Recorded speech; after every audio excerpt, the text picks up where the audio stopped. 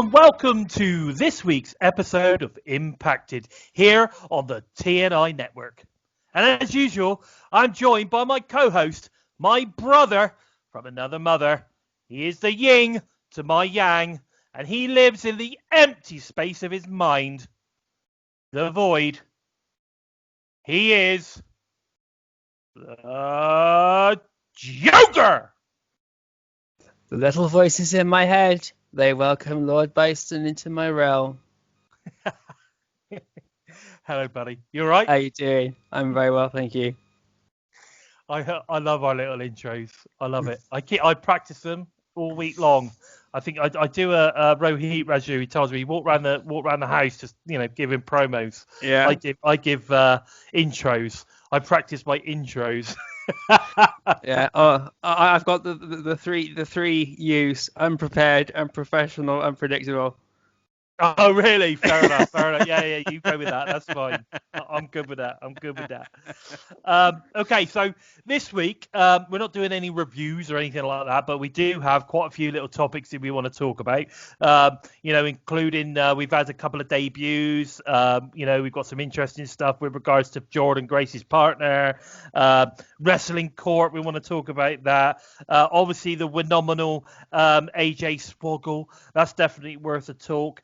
We've got a slight change to the commentary team from this past week's Impact, which I thought was really great. So that's worth a talk. We now know who shot John E capital E Bravo. So we could talk about that as well. And of course, as this sort of knockouts tag team tournament rolls on, we've got plenty to talk about with regards to that as well, haven't we, Joe? Oh, it's going to be a good one. Going to be a good one. As usual, please don't forget, leave us a thumbs up. It's really, really important. That's what gets us on everybody's timeline. Leave us a thumbs up. Don't forget to leave us a comment. Any of the things that we're talking about tonight. Don't forget, at the end of the day, these are only our opinions. We'd love to hear what you think. So please leave us a comment. We'll interact with you guys as always. That's great. And while you're in the sort of kind of like thumbs up, the comment giving mood, why not drop us a sub? Yeah, just sub the channel. Smash we're well the on bell, guys. Yeah, smash the bell so you never miss a missing. But what's really, really important is if you give us a sub, we're well on our way to 1,000 subs on the total Nonstop Impact Network YouTube channel. If we can get to that milestone by the end of the year, that would be absolutely almost awesome. Yeah. So don't forget to drop us a sub, guys, on the channel. What a wonderful way to end 2020, which has not been the best year for everybody. But what a great way it would be for us to end the year if we managed to finish with 1,000 subs on our channel. Yeah. That would be pretty amazing. We got Christmas coming up, guys. At least give us this as our present. Yeah, Christmas present. Yeah, Christmas present of 1,000 subs. Guilt trip you until Christmas now. Give us a thumbs up until we get 1,000 subscribers. We need a thumbs up, we need a comment, and we definitely need a sub. Come on, guys. Show us some love. Give us that Christmas present of 1,000 subs for our YouTube channel by Christmas. That would be amazing. That would be absolutely amazing. So let's get into it, my friend. Let's get into it. With all that said, what should we start with, my friend? I think we'll start with Ethan Page. Now, this past week on Impact, I think we saw possibly the start of the breaking up of the North. Now, the thing is, does this mean Ethan is not signing his contract to stay with Impact Wrestling? I'm not sure that's the case. But what it does indicate is that we could be looking at a singles run from both of these guys. What are your thoughts on that, Joe? I think it is definitely the beginning of the end of the North. Well, you could tell from Josh Alexander's body language throughout the match. He wasn't impressed with Ethan Page. He was getting really, really pissed off with everything. I hope it is the beginning of the end of the North for them both to go solo. I've said it before. Both of them are triple crown potential, especially Ethan Page. No disrespect to Josh Alexander, but I think Ethan Page is probably going to get the better piece of the pie. But I hope this means Ethan Page isn't leaving the company more than anything else, because it's going to be a huge loss to lose him. I think what we saw this past week though was you had a backstage moment where Ethan was clearly bragging Yeah. that he'd done something to Doc Gallows to get him out of the way. Yeah, and he's there shoving the phone. Not realizing that clearly by doing that delays them getting their rematch to try and win those tag team titles back. And of course, Josh, in a rather pissed off manner, kind of reminded Ethan that that was a really stupid thing to do. And I think that we are starting to see maybe a little bit of dissension in the ranks between the cracks are showing, and the vein on Josh's forehead is getting bigger. Yeah, there's no doubt about the vein is growing. So yeah, the guy at the end of the day, I think we're starting to see dissension in the ranks. Now, like I said, this could be two things. It could be that Ethan is on his way. Or it could be that all they're looking to do is split them up so that Ethan and Josh can go their separate ways and start a singles run. I'm hoping it's the latter. Me too. Yeah, I'm hoping it's the latter. What are we going to see in the coming weeks? That's the thing. Are we going to see more dissension, or are they going to come back together? I don't know. So, fingers crossed. What are your thoughts, guys? What are your thoughts? Leave us a comment. Let us know. Let us know what you think about the situation. This is it's a hot topic on Twitter. It's a hot topic on Facebook, guys. So we'd love to know what you guys want to have to say. Yeah, no, I think it's a big one. I think I would say that 90% of the Impact fan base want Ethan to re-sign. He's an incredible member of the roster, and I know we've got loads and loads of guys that have been, we've got some new people coming in. We've got the roster freshening up, but that doesn't mean to say we have to lose the old guys. All it does is create more match opportunities for the guys we already have with new stars. So it's interesting to see how this is going to pan out. Obviously, whatever happens, we are going to see a North versus Good Brothers rematch at some point. I'm pretty sure of that. Would it be hard to kill, mate? I don't know, mate. I don't know. But what I do know is that the Motor City Machine Guns came back this past week on Impact together. So that means that we saw them both together doing a promo. And everything looks good. They stated that they were gonna come for Triple XL, although they called them Triple X, which was interesting. But anyway, Triple XL.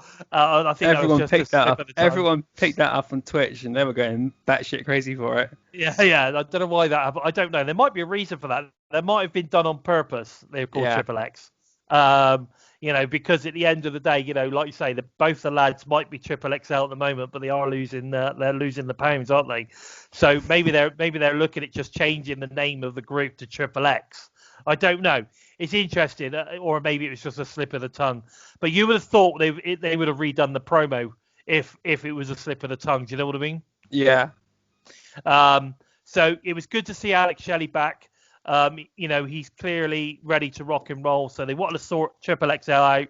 I think they wanted to go through somebody else as well. I've forgotten who that was. It's Triple XL. Then they've got unfinished business with the North, which is I think where we're going to see Josh Alexander and Ethan Page finally fall apart. And then they got the Good Brothers, which I think they're going to go for him at Hard to Kill. And that's interesting. That's interesting because I think if that's to happen, then they need to be done and dusted by the end of the year with the North. Yeah. So it's going to be interesting how that pans out. I mean, obviously, if Doc's Doc Gallows is out of the question at the moment, then that must mean that once Motor City have dealt with Triple XL or Double X or Triple X or whatever they're calling them now, then they'll be straight in on the North. So I think the next big feud for the North is clearly going to be the North versus the Motor City Machine Guns. Do you think? Yeah, we got Triple XL versus Motor City Machine Guns next week. Yeah. So once that's done, I'm sure at the end of that we'll start to see some sort of feud building between Motor City Machine Guns and the North. And I'll tell you what, that's money. That's money, isn't it? Oh yeah, if you look at the match they had when they beat the North for the titles, that was a good match. I wasn't happy with the North lost, but the match was still fantastic. Oh, it was insane. So I think no matter what happens with regards to the North, or maybe the way that this ends out, sort of kind of pans out, is that the North lose to Motor City Machine Guns, which then sort of ultimately, you know, leads to them breaking up, possibly. I don't know. Yeah. So I that's just a little bit, but that's a thought that I've personally got in my head. Again, leave your comments, guys. Let us know your thoughts. You know, as it's always just our opinions, so it'd be very, very interesting to see what you guys think, where this one's going.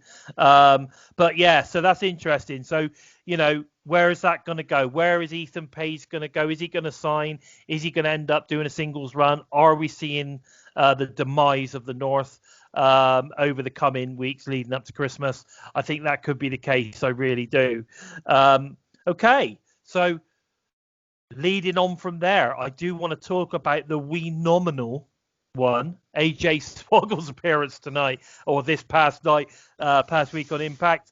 You know, I'm not going to lie, when the AJ Styles music hit and the you saw AJ Styles and everything else on the thing, I was like, I absolutely popped. I knew it wasn't going to be AJ Styles, and I was just waiting to see what it was going to be.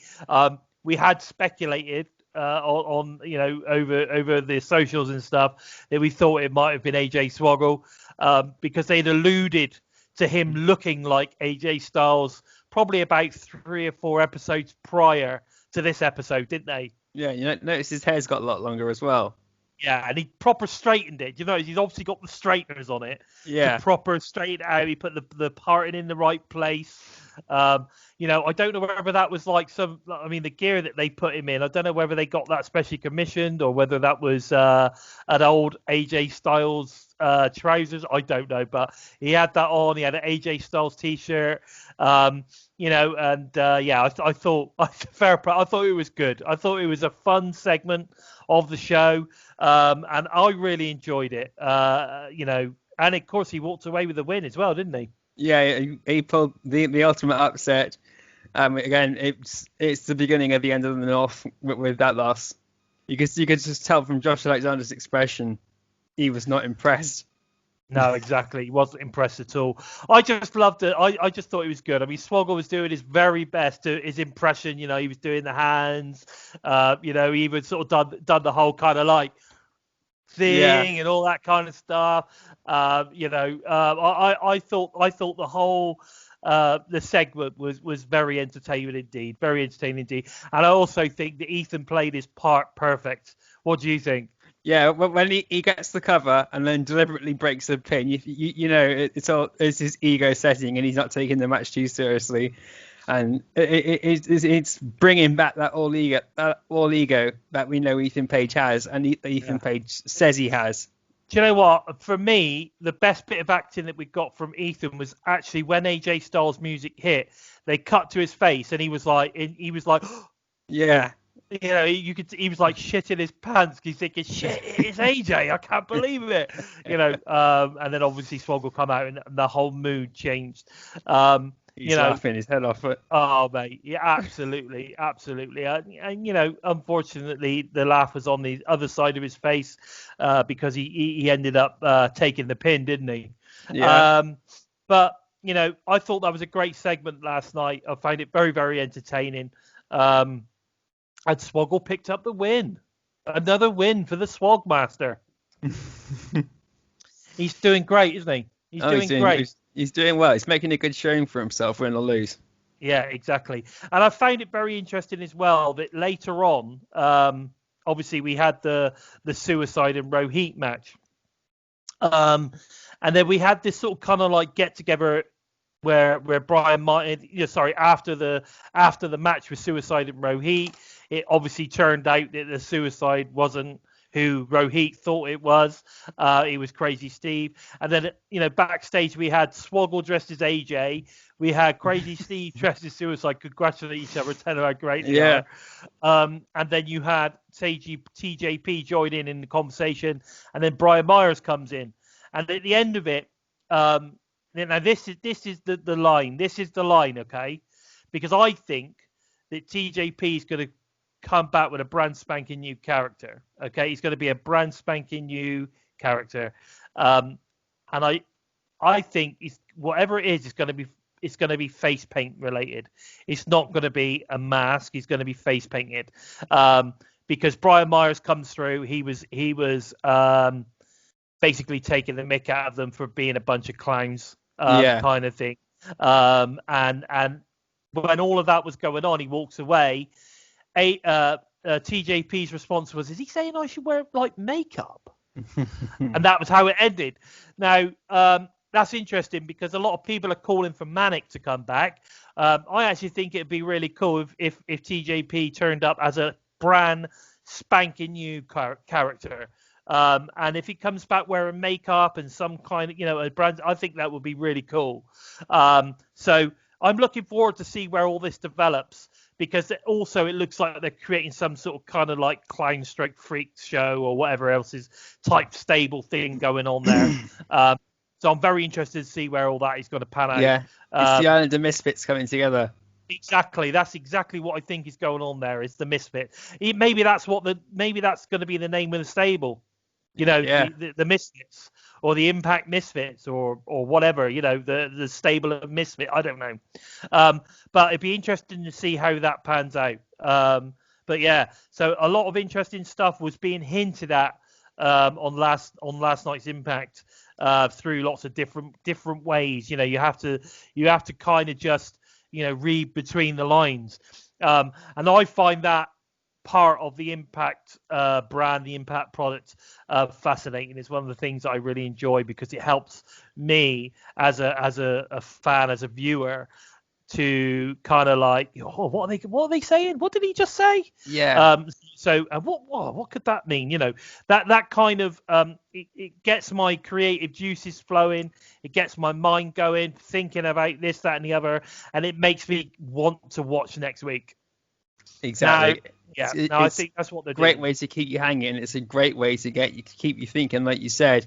We've seen in the company up north, a match comes, a match goes, you forget about it 2 minutes later. Doesn't seem to happen with Impact. No, everything is sort of kind of like a slow build. There's lots of subliminal stuff going on, and then eventually, you get the payoff. And I think that is exactly how it should be, and that is how you create that desire to keep wanting to watch the show week in, week out. And I do believe that anyone who's not watching the show right now, needs to wake up, because and don't just take it on one show. You need to watch at least 3 or 4 shows to really get a good idea and start getting into it. Because like I said, everything is slow feed. There's lots of subliminal stuff, and you need to watch everything, and you need to sort of kind of start understanding what's going on, get the dynamics, understand the teamwork, understand the way that they structure their storylines. And once you get that, you're hooked. Yeah. I can remember watching from April right up to Slammiversary. I could see the build coming and coming and coming, and every night I watched about 2 or 3 episodes. It's flat out in a row, so to catch up, and it's like, this is going to be good, this is going to be good. And then when Slammiversary came, I was just over the moon to see how well that panned out. Yeah. I mean, again, that was exactly proof of the pudding. I thought we saw a great build into Bound for Glory as well. And I love the way that we're now starting to build storylines into the monthly specials too. That's working really, really well. And it becomes must-see TV, because you might miss something which then gets carried on the following week, etc. And it's good. And they're also proving that if you don't watch those, you could miss title changes too. Exactly. Which is interesting. Now, moving on from this, we also found out who is Jordan Grace's partner. Now, I bet you weren't expecting Jazz, were you, brother? No, I wasn't. I was expecting Taylor Wilde, like a majority of people were. It was going to be Taylor Wilde. Another person who I'd like to have seen come back would have been Brooke. Because I know Brooke had retired as well a couple of years ago. It was interesting because I've been following a lot of stuff on the socials. I've been looking at lots of people's opinions. I've watched quite a few podcasts recently of people discussing this, and I was quite surprised. People were saying that was it going to be Smiley Kylie, for instance, because she'd said that she was retiring, Yeah. and then they mentioned the word someone retiring. She said, I heard you were retiring, and da-da-da. So there was people that speculated that maybe it was her coming back. I thought, no, that's not going to happen. Sadly. Sadly, but it's just not the right time for her. I think she's going to be gone to at least next year if she comes back ever. There was people that were speculating that it might have been Lufisto. There were people speculating it could have been Brooke, Tessmacher, or Jordan. Brooke would have been a good fit because Brooke is from Texas, and of course, which is where Jordan's from. So I actually had my money on Brooke. I must be honest. I put my money on Brooke because of that kind of connection. It would have been quite cool to have those guys turn up, because if you remember, Brooke was very because she was from Texas, she was very sort of kind of she wore blue, she wore the stars and stripes. Yeah. You know what I mean? That's what she wore. It would have been interesting to see her wearing that ring gear, and then seeing Jordan wearing that ring gear as well. So that would have been quite. I think that would have been quite an interesting tag team. I would have liked that. And ODB was mentioned as well on a couple of occasions. ODB was mentioned. Now, what's interesting, though, is that not many people mention Jazz. And the reason for that is because, and this is why I didn't think it was going to be Jazz, is because she physically retired. Like, she retired. She wasn't retiring. Yeah. She'd actually retired about 18 months ago when she vacated the NWA Women's Championship. Now, talking about the NWA Championship, I don't know if you know this, Joe, but she was the longest reigning NWA World Champion of like 900 days plus or something. It was like it was a ridiculous amount. If anyone can let us know in the comments, but I bet if Critical Sting guy, if you're watching this, you're gonna know. I know it. Just leave us down the bottom. Let us know. How many days it was. Well, it's 900 plus. I'm sure of that. Did you know that, Joe? No, I didn't. I knew Jazz had been in TNA, and I knew Jazz was in WWE, and even before Josh Matthews gave us that brief history lesson. So when I saw it was Jazz, part of me was thinking, is that Jacqueline, not Jazz? Because it's been so long since I've seen either of them. But to see Jazz has come back is big star power for Impact as well. It's like when Gail King came back, or when Madison Rayne came out of retirement. It's good to see history come back, a bit of history come back to pop up the new talent, pop up the fresh faces. And Jordan Grace needs a big boost as well, because she's had a win loss, and things aren't clicking with the fans as much as I wish they would do. So it's good for Jordan Grace to have a really, really strong veteran on her team. Yeah, no, I think it's going to be interesting to see how this one pans out. I don't know how much in the last 18 months. I'm not sure how many times Jazz has been in the ring, but she is a veteran of God knows how many years, and I'm pretty sure she's not lost a step. Now, interestingly enough, like I said, she was the WWE champ, the Divas champ. She was NWA champ, as we just said, over 900 days. So she's got pedigree. She's a quality competitor. She's strong, she's quick, she looked fantastic, and she could talk, as we found out this past week on Impact. She, I think, is going to be a phenomenal partner for Jordan Grace, and I'm really looking forward to seeing what these guys do. Obviously, their first match in the tournament is going to be against Killer Kelly and Rennie Michelle. Well, that leads me on to my next subject quite nicely. Obviously last night on Impact we saw the debut, a singles debut of Killer Kelly against Kimberly. Now, Kimberly obviously picked up the win, but what did you think of Killer Kelly in the ring? I was amazed. It's been a while since I've had a good long look at Killer Kelly in the ring, and I knew she's been really, really hyping up that she wants to come to Impact Wrestling. Yeah. Regardless of the tag team tournament, she wanted in on Impact Wrestling, and she had a pretty strong opponent to kick off debut with. And I was thinking, I forgot that Kimberly and Renee Michelle were going against Jordan Grace and Jazz. I thought when Kimberly and Killer Kelly had their match, I thought it was a prelude to what their match would be in the tag tournament. But then when the brackets came up, and it just corrected me there. Yeah, it's interesting. It was a good match. It doesn't make any difference to the tag team tournament because she wasn't facing any of those guys as such. Let me just check on that. That's right. Let me just check. Killer Kelly when is facing Jordan Grace and Jazz. So and then Deanna Purrazzo, Kimberly will be facing Taya and Rosemary. Yeah. So it's going to be interesting to see how that pans out. It has no, like I said, that particular match has no bearing on the tag thing. It's not like all of a sudden they've got a singles win over them or anything like that. But what I find interesting about it is they gave her an in-ring debut.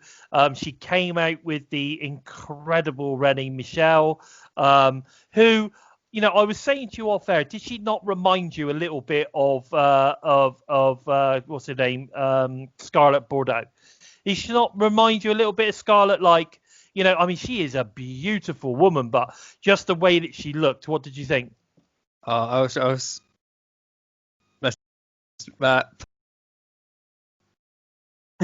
Joe, you've got a twinkle in your eye there, my friend. You got a twinkle in your eye. I thought with the ring attire and everything else, I thought she definitely gave off that sort of kind of Scarlett Bordeaux type vibe. I thought she looked incredible. And then of course Killer Kelly come out, and interestingly enough, I have been talking about Killer Kelly now probably for about 4 or 5 weeks. I've said that I definitely wanted to see Killer Kelly turn up on Impact Wrestling, regardless of whether it be the tag team tournament, whether it be, just as a knockout, in general. She is definitely, for me, fits the mold of what you expect to see of an Impact knockout. What do you think? When you saw her come out, you saw the way she performed in the ring. What do you think, Joe? She's just solid, really, really flawless, and her offense was amazing. She does that Brazilian capoeira style move as well. It reminded me a bit of John Morrison did a bit of that too. Yeah, you're right. It's amazing to see just the knockouts have a lot more diversity in their moveset as well, because everyone, they have knockouts variation is fantastic as it is. This is something else. I didn't know she did a lot of wrestling in Germany as well, which is something. So we're going to see a lot of strong style grappling from her as well when she gets going. Yeah, she's got that. She has got that European background. She is from Portugal. I think, like I said, we did talk about her on our last show. She is from Portugal. I think she's only about 4 or 5 years into her career. She's got a hell of a future ahead of her. She has this thing that I don't like when she comes in. She sort of kind of like just switches this, like, you look at her and you think, oh, bloody hell. She's got like like a bit of an MMA look about her. Do you think? Yeah, she's you think one thing and then you get another. And that's brilliant. I was really impressed. I was very, very impressed. And I hope that she gets signed to the Knockouts roster, regardless of what goes on in the tag team tournament. Obviously, we're going to see. I think maybe next week we'll also see. Although I'm not sure. Did they announce which match was going on next week? Next week is Jordan Grace and Jazz versus Renee Michelle and Killer Kelly.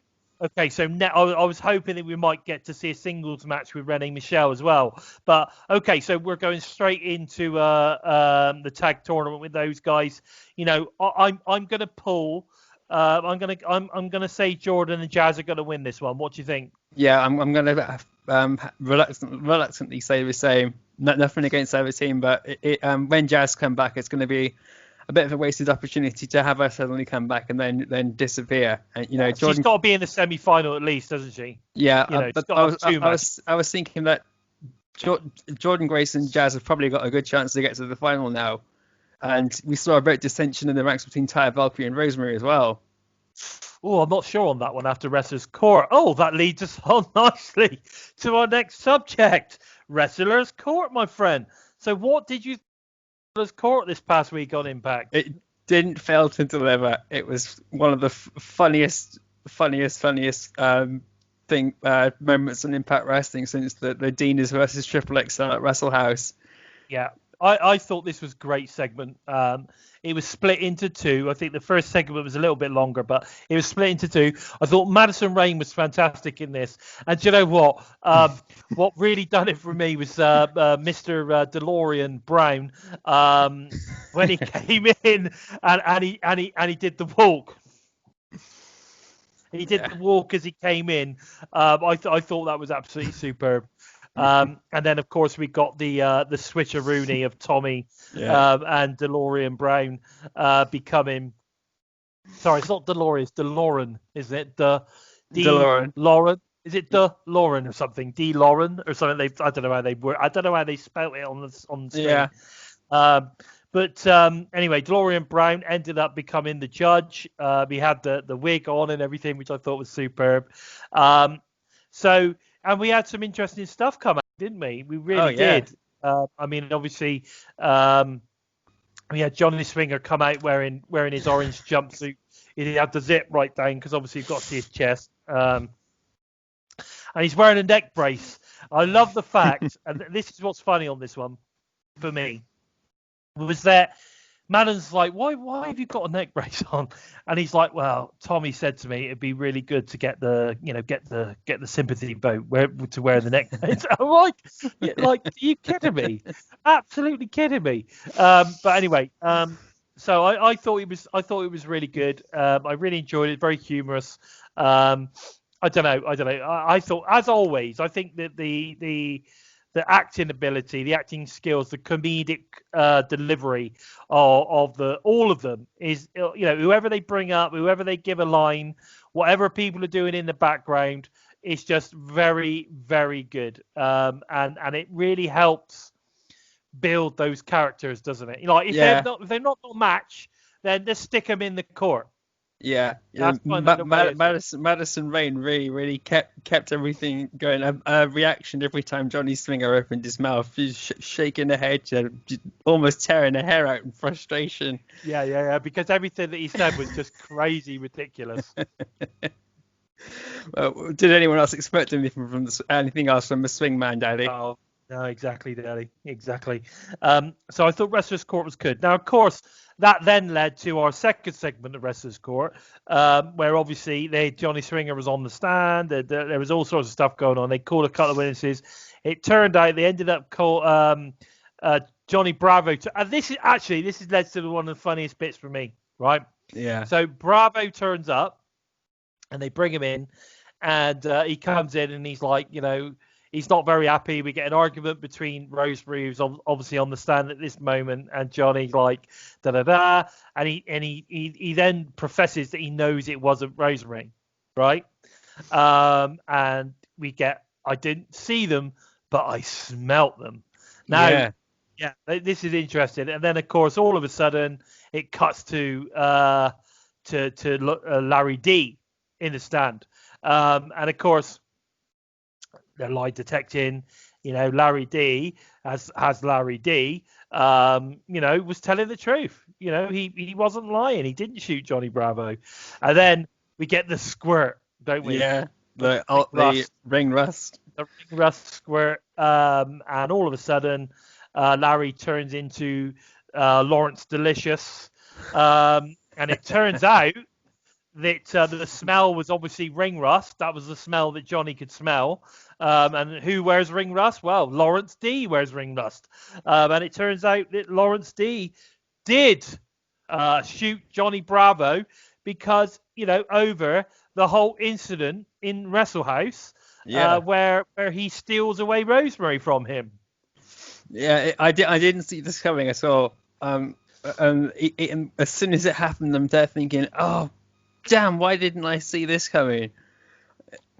I guess the fallout from Wrestle House, the news with Kylie Ray, how things went with Sue Young and everything, all that just pushed it aside. And then when James Mitchell mentions that he smelt the person, or Johnny Bravo mentions he smelt the person, when James Mitchell called Rosemary onto the stand, Rosemary's there saying, we don't have love, we don't love him. No. We are the demon assassin. So you know there what Rosemary's intentions were, and then Johnny He was just after the sweet virgin blood and the power that could give her. Yeah.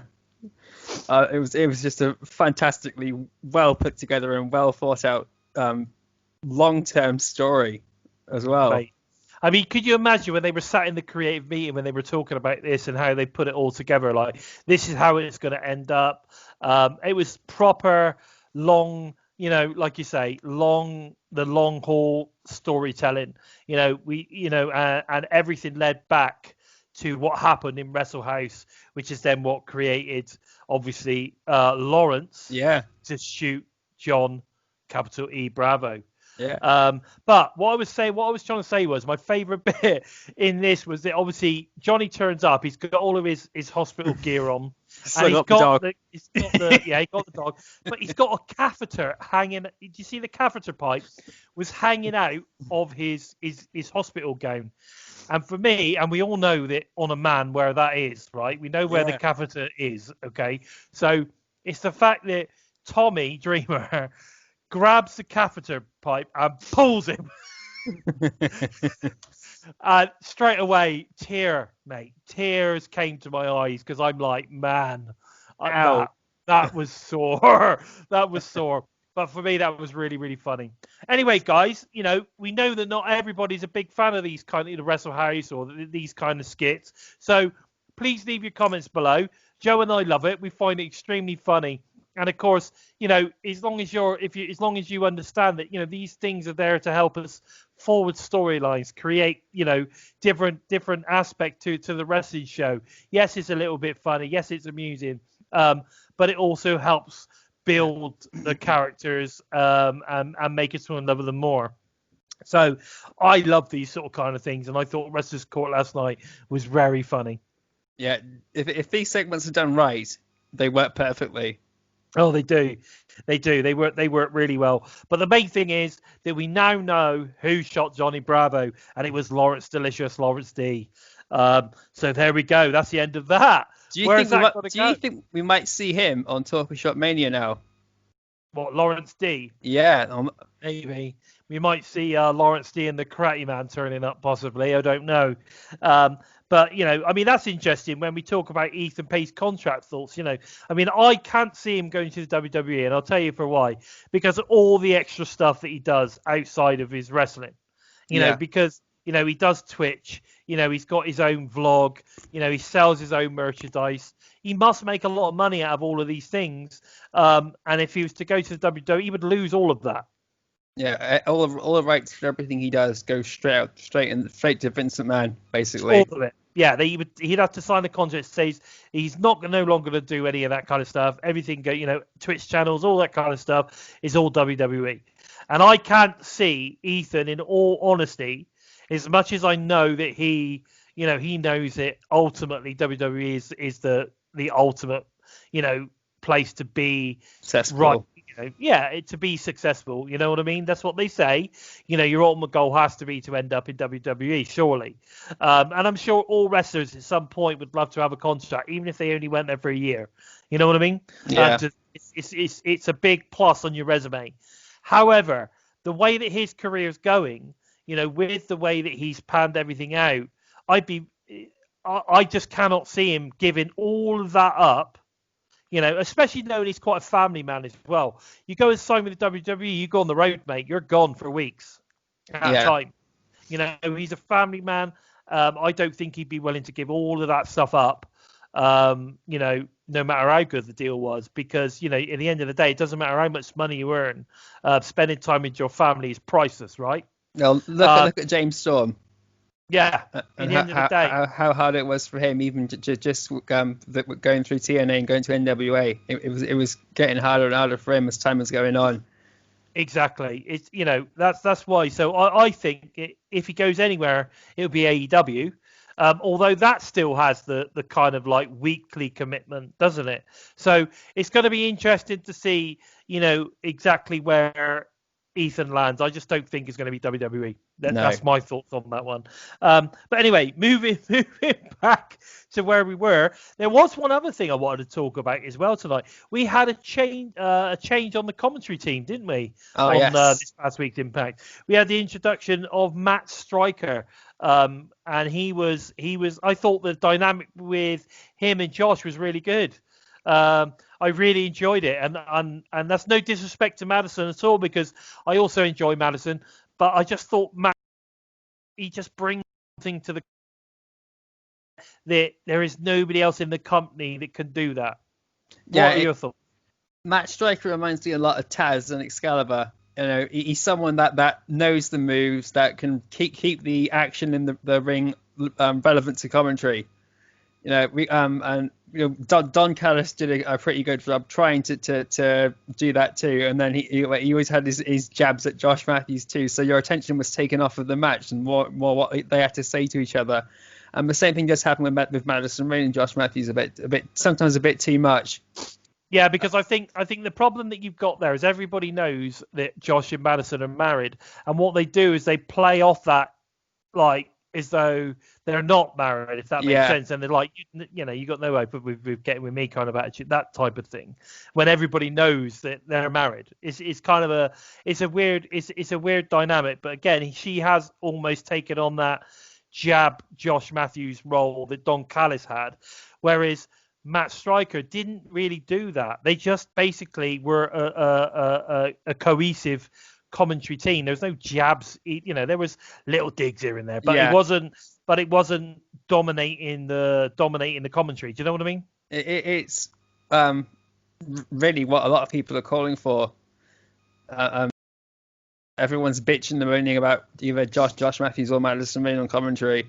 I think an ideal, if they were to restructure the commentary team, an ideal situation would be Don Callis, Josh Matthews, and Matt Striker, all three together. And I know William Gardner. I was talking about it with him on Twitch last night. He agrees with the idea too. Yeah. No, it's interesting. I mean, I think the ideal solution would be for the weekly show would be Josh and Matt. Yeah. And then for the pay-per-views, to add a little bit of extra sting, you know, a little bit extra special, you add Don. Yeah. So, and then also that creates it to be a little, you know, it's a little bit different for the pay-per-views, you know what I mean? So what I mean is like even the monthly specials. So the Twitch monthly specials, Don gets involved in those, and he also, so he's a commentator once a month basically. Yeah. On the specials with Matt and with Josh. And then they do the pay-per-views as well. But there's no reason why, for instance, Madison is not on the card, why she couldn't join in. They could make it a 4-person booth, so they've got that female in there as well. Yeah, Madison Rayne's always good for the knockouts matches. Exactly. She knows everyone. Especially for the pay-per-views. Yeah. I think that would be a really good addition for Madison to be a part of that. But hey, let us know your thoughts, guys. You know, like I said before, leave us a comment. Don't forget to give us a thumbs up. I'll mention that again quite a lot. But like I said, you know, at the end of the day, you know, leave us your thoughts. Let us know what you think. You know, what do you think about the commentary team of Matt Striker, Josh Matthews? What do you think would be a really good dynamic? You know, do you agree that maybe, you know, they should switch it up a little bit for the pay-per-views just to make it a little bit more special, make it different? You know, I don't know. What are your thoughts on Madison, for instance? I don't know. You know, let us know. We've given you our thoughts. Let us know your thoughts. Okay, so now there was another match on this past week on Impact, which was we got to see the incredible tag team, the Sea Stars. Now, we spoke about this before. They were Shimmer tag team champions, so they're no slouches. You know, they're a good, solid team. And again, I didn't realize this because they've got different names, but then I should have thought about, yes, they've got, you know, their actual names and they've got their wrestling names are different. Okay. But they did mention that on the commentary that they're actually sisters. So obviously one of them's older or younger or whichever, I don't know, but one of them is clearly bigger in stature than the other one as well, which is always a good dynamic. But what did you think of these guys, what do you think of their performance against Tasha and Kira? I mean, I was let's not worry about the match itself, but just about the Sea Stars. Yeah, I was excited to see them come in. I knew they were a big name in Shimmer, and again, I think that these two are potentially going to sign for Impact Wrestling, and that's really what I'm hoping for. Because they can still go to Shimmer, they can still go to other promotions while they're on Impact as well, so they're not going to be like locked in. Yeah, their match was good. It really, really helped set up what Kiera Hogan and Tasha Steelz are all about as a tag team a bit more as well, because we've seen them against Havoc and Nevaeh quite a lot, and how they can handle the bigger opponents. Now we saw someone a bit more equal playing field, and Tasha Steelz really, and Kiera Hogan, they really went to town on them without making them look weak. Yeah, no, I thought that they got some great offense in, didn't they? Yeah. Which really did make them look good. They're obviously quick. They've got the strength with I'm not sure which one it was, but the bigger one of the two. Which I think she was very strong, and she did manhandle Tasha on one occasion. Yeah. So she's a big, strong girl. And then you've got the other one. I think the other one is Ashley Box. So the smaller one, I think, was the Ashley Box. And then the bigger one, I've got it written down here. Let me have a quick look just to make sure that I've got their names right. So we've got the voices from the void are channeling something. So Ashley Box, I think, was the smaller one of the two, and then it was Delmi Exo was the bigger one. Yeah. Now, I don't know. I just thought they had a good dynamics. Delmi was very strong, clearly a big, strong lass. So, they had that as well. So they've got a good dynamic, haven't they? They've got that sort of kind of strength, and they've got the speed. It's a bit like the Good Brothers, You've got the powerhouse of Doc Gallows, and then you've got the speed and technical ability of Carl Anderson. Yeah. So, they were very similar in that sense. But I thought they had a good showing. I really hope that Impact signed them, because I know that obviously they're now knocked out of the tournament because Tasha and Kira picked up the win on this one, which then obviously forwards them into the tag team tournament. So we now know, which obviously leads us nicely into the tag team tournament there. See what I'm doing here? See what I'm doing? Nice bit of chain. There you go, chain of events.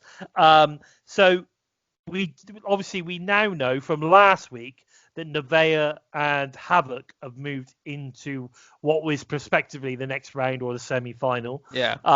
And we now have Tasha and Kira moving into that block of the semi-final. So now we've got next week, with regards to the tournament, we're going to see Jazz, Jordan Grace versus Killer Kelly and Renee Michelle. So, out of those two, we're there going to see who will face Nevaeh and Havoc in that semi-final. Are you going to put a prediction on this one, Joe? Yeah, it's going to be Havoc and Nevaeh versus Jazz and Jordan Grace. Like I said earlier, Jordan Grace and Jazz have got the best chance of going through, just to give Jazz another good showing. Yeah. How the match goes there, I'm hoping Havoc and Nevaeh go through, because I'm expecting Havoc and Nevaeh versus Tasha Steelz and Kiera Hogan to go back to when Nevaeh debuted. She went up against Tasha Steelz. That's right, she did. You're right. And yeah. There's been a long-standing rivalry building between all four of them since Nevaeh has come in, and it's just the ideal way to give both teams the spotlight for how hard to kill, because Kiera Hogan and Tasha Steelz, I think, are probably going to win the titles. Kiera Hogan deserves some reward. Yeah. And Nevaeh needs a strong showing as well, because she's lost quite a lot of her matches since she's come in. So to have them go all the way is the way I see it going. Yeah, it's going to be interesting to see how that pans out. I think you could be right there. It's a tough one. It is a tough one. It's a tough one to call. I want to see Killer Kelly and I want to see Renee Michelle signed to the Knockouts division. They're both, for me, they are both singles competitors. So I don't see them winning. So like you say, I'm going to go with Grace and Jazz to win this one and move in to that semi-final. And like you say, I think that's going to be Havoc and Nevaeh win there. But this is where they could throw a spanner in the works, you see, because of what this could be leading to Jazz to having Jordan Grace and Jazz in the final at Hard to Kill. Yeah. So interestingly, and I don't think anyone will expect that either. And that's the thing. I don't think anyone's going to expect that. So you're going to go for Havoc and Nevaeh. And as much as I would like to see that, because I'm a big fan of both of them, I'm going to go, if Jordan Grace and Jazz get past Killer Kelly and Rennie Michelle, which I think they will, I'm going to go for Jordan Grace and Jazz winning the semi-final. Yeah. Okay. All right. Well, you won the Good Brothers argument, so yeah, we'll see how this one goes. Maybe I can get a bit of retribution. Maybe you can. I do like to look into things a little bit, and I just have a feeling that to get the payoff with Jazz, that could be a way of getting her on that pay-per-view. The idea is to get them into that pay-per-view at Hard to Kill. I don't know. I could be wrong. But we'll have to wait and see on that one. So, like you said, Sea Stars, I want to see the Sea Stars get signed as a tag team, because I think that would then, solidify the fact that we've got a Knockouts tag team division, and not just, we're not just throwing people together to get a tag match. And like I said, I do see Kiera Hogan and Tasha Steelz ending up in the final, and I think they'll end up beating Taya and Rosemary. I think Taya and Rosemary are going to beat Deanna Purrazzo and Kimberly to go through, and then we'll have, like I said, Kiera and Tasha versus those two. They'll go through, and we're going to have a Jordan Grace Jazz final with Kiera and Tasha, and of course for me, Tasha and Kiera are going to win the tournament at Hard to Kill, which would be fantastic for them, because not only do they end up becoming the inaugural Impact era tag champs, Knockouts champs, they also get to share the ring with a former Impact tag team Impact Knockout champion, and of course the incredible Jazz. Which I think would be pretty cool for Hard to Kill final. What do you think? Yeah, it's got that star power, and it's got that unpredictability, and it's going to be good regardless. If Jazz and Jordan Grace lose, we'll see them in final resolution against someone. They're not going to write Jazz off us if she loses next week. I just don't think you can bring in. You can make a big deal of sort of like kind of. Who this tag partner is going to be, and them not get past the first round. Oh, yeah, definitely. I can't see it. And the fact that the person they brought in is Jazz, who is the longest reigning NWA champion. She was also WWE Divas champion. And you've got Jordan Grace, who is the powerhouse and was the Impact Knockouts champion on 2 occasions. Am I right? I think so, yeah. She won it at least once. She beat Taya Valkyrie. Yeah, she beat Taya Valkyrie, and then Deanna Purrazzo took it off her, so she's only won it once. Yeah. So what I'm saying is that team there has got some serious pedigree. So for them not to get past the first round and then give an incredible match to Havoc and Nevaeh, potentially, that really does give them big star power for the final. With the amount of pedigree you've got in that team. Yeah, either way, it's going to be good for Havoc and Nevaeh as well. Yeah, definitely. I think either way, there's going to be some incredible matches over the next few weeks. But wow, what a tournament! And I'll tell you what, I honestly thought to begin with when I saw this, when I was looking at this tournament thing, I honestly thought that I was going to put Havoc and Nevaeh in the final against Tasha and Kiera, and I'm after now finding out who Jordan's opponent is, I'm changing my mind, and I'm going to go with Jordan Grace and Jazz for the final versus Tasha and Kiera, and I'm going to say I'm going to win next week. So interesting how this is going to pan out, my brother. Oh yeah. I think it's really, really exciting times at the moment. I think the like I say, the tag team knockouts tournament is again showing that Impact are all in, shall we say, on the knockouts roster, aren't they? They're all in. You know, it's not just a half-assed cash grab. They're serious about when they said they're bringing it back. They're bringing it back, and I think they're investing heavily in the knockouts division, and you know, and that also gets proved because we've actually had a couple of hints on a few other you know, young stars coming into Impact over this set of tapings. Whether they're signed, I don't know. There was one young girl, Kenzie Page, I think her name was. She's like 18 years old, and she is trained, I believe, by, let me get this right before Kane, Glenn Jacobs. Yeah, is one of her trainers. So Kane, she was trained by Kane. Now, you know, I mean, there's some pedigree there straight off the bat, isn't it? I mean, come on. So we had that. There's also another young girl, and I can't remember her name now off the top of my head. But she's a Larry D student. that's good. So I believe she's going to be appearing during this set of tapings. I would imagine that both of them are going to turn up on an explosion. You know, they're there to probably do an explosive match to get, you know, some of the established talents to get a couple of wins under their belts or whatever. But also on the men's division, it's been confirmed that Davari has now been signed to the roster because he's turned up on the roster page by all accounts.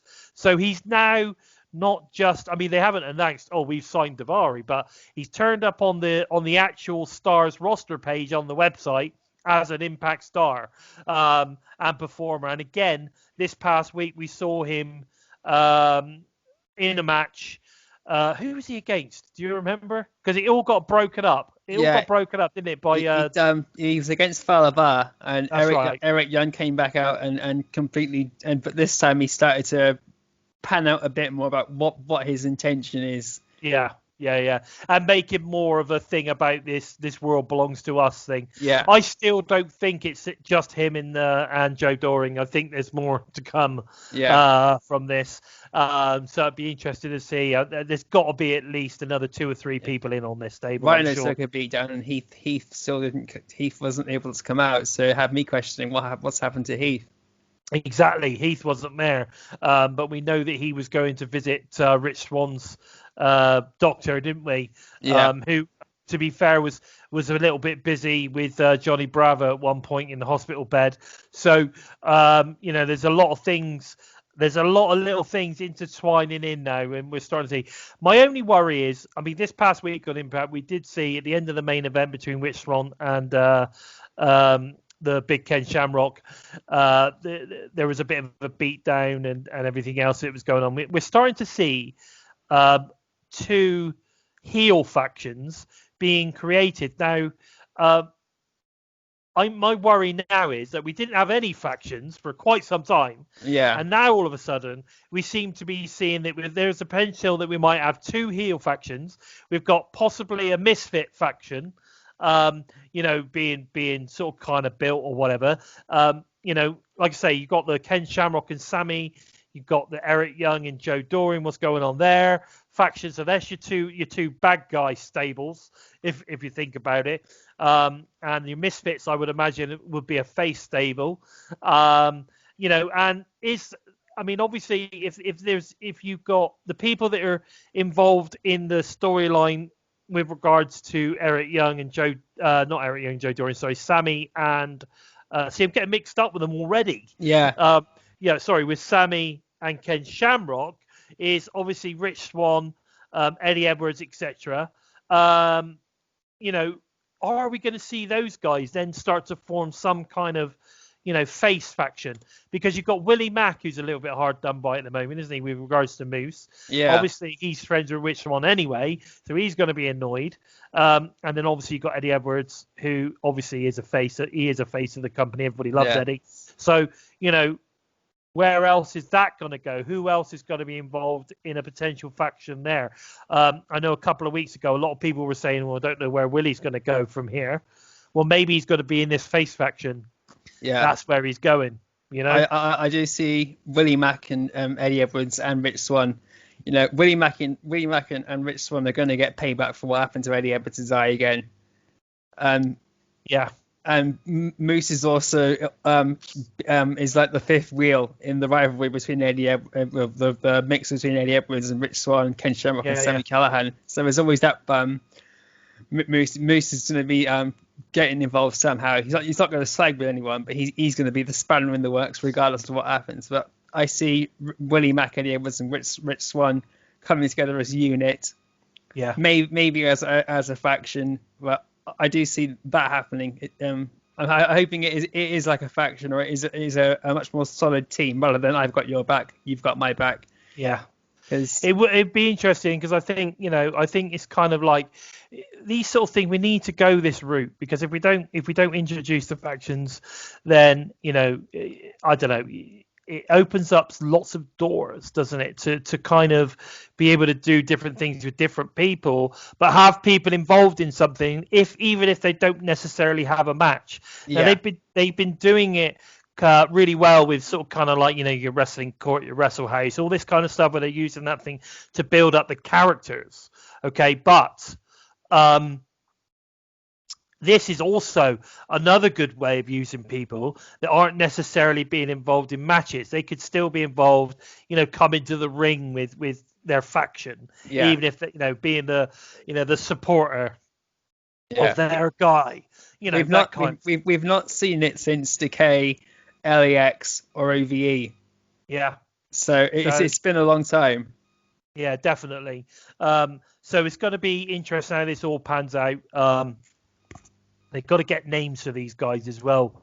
In the moment, they're just people that are angry. So we got to kind of come up with something, catchy. We got to get the t-shirts. That's what we got to do. And again, talking about t-shirts. I don't want you guys to forget that this week we've got the Black Friday sales. So you need to head over to www.wrestlingtees.com/Total Nonstop. Pro Wrestling Tees, /Total Nonstop Impact. We've got 20% off all of our t-shirts at the moment.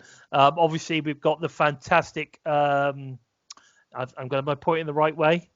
Yeah, don't forget we've got this bad boy. Yeah, this bad boy's up there as well. 20% off. I think they're giving away all sorts of goodies over there as well. There's also 40% off on all other pro wrestlers, on a lot of pro wrestlers. Some of the other promotions as well are offering discounts on all their t-shirts. So get over there. You're going to bag a deal. We've got Christmas coming up. Buy a t-shirt for the wrestling fan in your life. That's all I've got to say on that one. So yeah, don't forget. And also, this is going out on Friday, so it ends today. Okay, so if you haven't got over there, if you haven't got your discounted t-shirt, today is the day. You need to get out there and you need to do it. So there you go. That's my plug for the t-shirts, guys. Go over there and buy yourself a t-shirt. I also want to mention that the TNI UK, we're also available not only on YouTube, if you're watching us here on YouTube today, but also SoundCloud, Spotify, iTunes, iHeartRadio, wherever you listen to your favorite podcasts, you will find the Impacted or even Bison Talks Impact when I've got some of my all-star interviews. I am going to mention that this Monday coming, I am interviewing the incredible One Dirty Bitch herself, ODB. So Bam! Bam! So make sure that you don't miss that one, because that was probably one of my favorite interviews to date. An incredible lady, and well worth a listen on that one, guys. Well worth a listen. So that one will be coming out on Monday. So don't forget that one. That's coming out on Monday. Please don't forget to leave us a thumbs up. It's really important to us. If you can leave us a thumbs up, leave us a comment on all the things that we've been talking about today. Let us know your thoughts. Remember, as always, these are just our thoughts. Yeah, so I want to know everyone's thoughts on what Deanna put after Kimberly's match. We had Susie come out and Sue Young. Yes. I want to know what your guys' reaction was to that, because everyone went absolutely mad Yes. and crazy for that, and I thought it was fantastic how cool. they managed to pull that off. Yeah, it was very, very cool the way that they did that. And I wouldn't again, know. that's something that you can't do live, isn't it? That's Yeah. something you can only do on pre-recorded shows. So, that's interesting because, they're using all the tools in their arsenal to be able to put out really good content for us, which I really, really appreciate. So, as I said, don't forget to leave us a comment on any of the stuff, including that one that Joe wants to know about. And of course, don't forget, while you're in the commenting in the thumbs up mood, give us a sub. We're trying to get to 1,000 subs on the YouTube channel by Christmas. Can we do it? Can we get to 1,000 subs? I think we're just about. We think we've hit 900 subs, so we've got 100 subs to go. So thumbs up, leave us a comment. Let's get us out there. Let's see if we can get 1,000 subs on the channel by Christmas. What a present that would be for the TNI team. Ironically, it's 1 month to Christmas now. Today's November 25th. So could we get the next 30 days? Could we get it done by Christmas? Could we, guys? Come on. It would be amazing if we could do that. What a Christmas present for the TNI team. Don't go on the naughty list. Exactly. We want you on the good list, not on the naughty list. The nice list subs, the naughty list doesn't sub. So come on, guys, leave us a sub. I'll send us to the void. You don't want to go into the void. We don't want that. You don't trust me. You don't want that. So head over to the Total Nonstop Impact YouTube channel. Give us a sub. Let's see if we can hit 1,000 subs by Christmas. We've got 30 days to do it. You're fantastic, guys. We appreciate every single one of you guys. So if you could do that, or at least share us around, let people know about us. Let's get 1,000 subs, guys. We know you can do it. You're all amazing. We love the TNI tribe. So please help us get there. Well, that's about it today. Unfortunately, to be honest, I've really enjoyed today's discussion, Joe. So it's a goodbye from me, the Bison, and it's a goodbye from him as he heads back into the void, the Joker. And this has been episode 9. Sorry, it's been episode 10, not episode 9. I got that one wrong. Episode 10 of Impacted.